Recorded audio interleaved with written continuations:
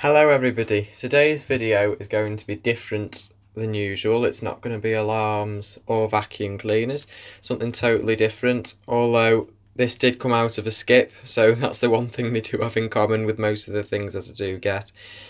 But today's video is going to be on two old items.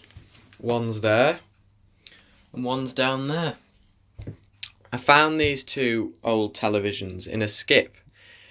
This one here is a Philips colour television from the 1980s. I don't know what year exactly because the model's come off the back of it. It's faded off.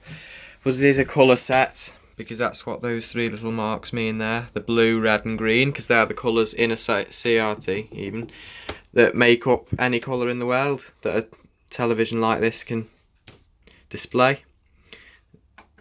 They've got a blue, red and green electron gun and they mix together to make all different colours. Well, I don't know exactly how it works, but that's the idea anyway. So these were in a skip and I just pulled them out. I thought they were an interesting piece of history to save. Back in the day when tellies actually had buttons on them, unlike today, everything by remote, you used to have to get up to change the channel. So this telly has 12 channels. Today I think there's about 800 or something like that. Obviously these won't receive anything now because these are analogue television sets, and analogue television stopped being broadcast in my area of the UK in 2009. So the best I will ever do to get a picture on these, we've got Sky multi-room in our house, and the Sky Triax link, which is used for the multi-room, puts an analogue RF output. So actually I can still use these sets in my house to receive one channel, which will be Sky. I bet there's not many old tellies like this that have blooming Sky on them. Anyway, back when analogue was around, you'd have had 12 channels. 1, 2, 3, 4, 5, 6, 7, 8, 9, 10, 11, 12. They all seem to work absolutely fine. Behind here there's a fine tuning thingy, little door that comes down. It's even got its little pen. What you do, so if you wanted to tune in a particular station because the reception was bad, say like channel 4 had typically bad reception, you'd put that in there and you can turn it like that and it will adjust it, and then you can put your cute little pen back in there and close your lid. There's volume there and brightness, and I think that's contrast. I can't remember what all the symbols mean. It's been a long time since I've seen one of these. Nothing much to say about the plug and flex really. I've not pat tested it yet, so I don't know if it will pass. I'm hoping it will. I'll put a new cable on it if it doesn't. I think this will have been so you can attach an old bunny ear sort of aerial. If you don't know what a bunny ear aerial is, I'm sure if you search one on the internet you'll be able to find out. Unfortunately, one of these little knob things has come missing off that. You can see the metal's oxidised as it's been exposed. There should be two, there should be one each side, but one's come off. I'm not too bothered about that though, because this aerial is no good. Like I said, there's no analogue.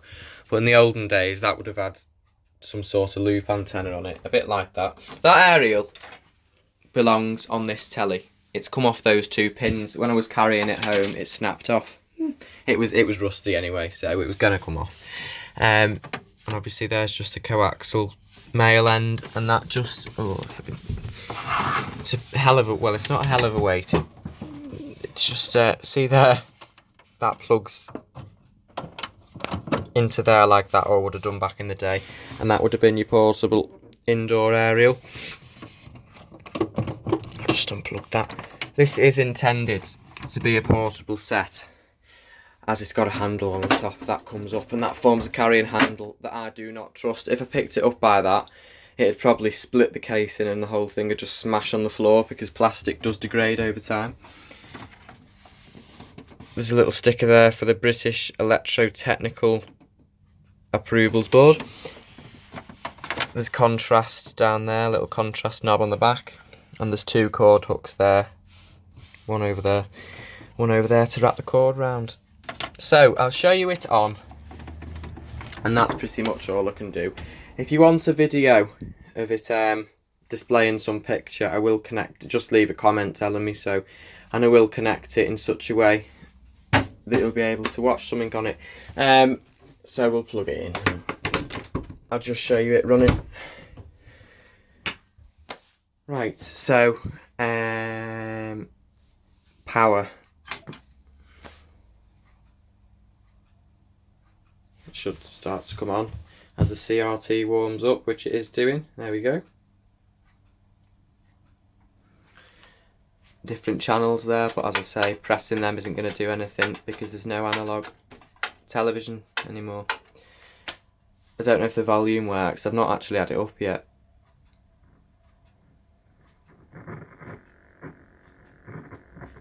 No. Doesn't sound like the volume works. I'm sure I'll be able to do something with that though, with my skills.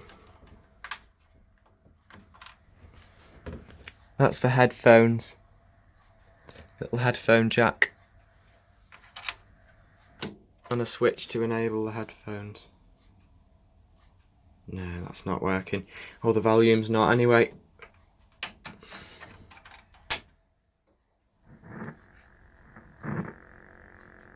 Or is that because I've not got a channel selected? Let's select channel 2. No. I'll have to look into that. Anyway, the screen works, which is something I'm sure I'll be able to do something, even if it does mean taking the back off and soldering on a new speaker or something like that. I'll give it a go.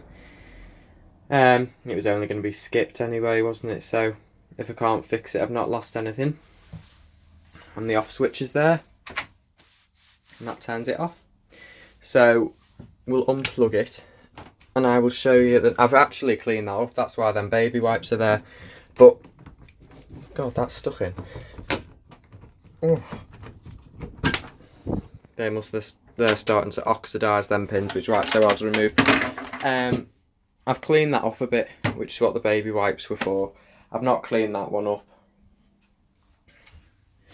So this carry handle that I wasn't trusting, I'll have to use it now because I've got no other option, because I've got the camera in my other hand. So I'll very gently put that down, and we'll shows how light they are. I can carry it like that. We'll put that there and we'll plug this one in. And I'll show you this one on, and that will I'll show you this one on, and that'll end the video then, because there's not much more I can do on camera. God, flipping plug socket's rusty. Oh, right. Okay. So, Ferguson. The writing's faded, but it does say channel and tuning there, and you can adjust this like that. And it goes to 60. I don't know what that is. I find it very hard to believe this would have been able to receive 60 channels. That must be something else. It will be tuning, but if that TV from the 80s has 12 channels, this TV from the 70s isn't going to have 60. Anyway, this is volume / power, so if you twist it one way, hopefully,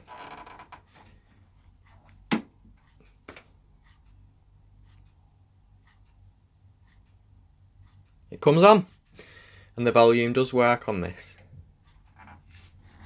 You can hear it there.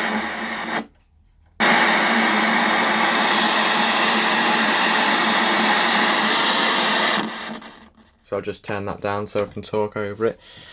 Yeah, so there's a single mono speaker down there, made by Ferguson. I think this is a black and white set, but I've not put any pictures on them yet. I've not connected them to anything, so I don't know. I know that is definitely a colour, because as I said before, you can see the 3 colour marks there, which indicates it is a colour set, but this doesn't have them.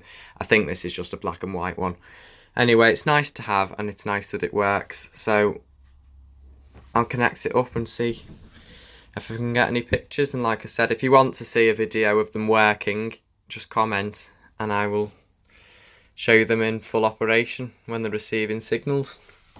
So I'll turn it back off. And that's it for this video, so thank you for watching, and I shall see you next time. Bye bye for now.